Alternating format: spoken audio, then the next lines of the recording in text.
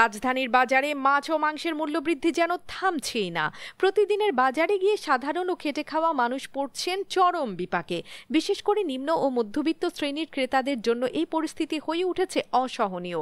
গরু ও মুরগির মাংসের দাম কমার কোনো লক্ষণ নেই, আর মাছের বাজারে যেন লেগেছে লাগাতার মূল্যবৃদ্ধির আগুন। বাজার পর্যবেক্ষণে দেখা গেছে গত এক মাসে ব্রয়লার মুরগির দাম কেজিতে 20 থেকে 30 টাকা বেড়ে দাঁড়িয়েছে 180 থেকে 210 টাকায়।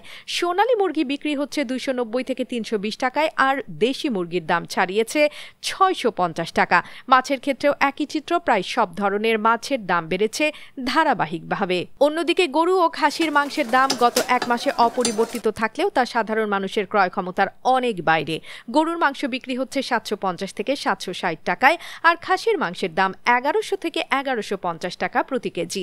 এই মূল্য বৃদ্ধির ফলে শহরের রান্নাঘরে চাপ বাড়ছে প্রতিনিয়ত। খাদ্য নিরাপত্তা ও জীবনযাত্রার মান নিয়ে উদ্বেগ বাড়ছে।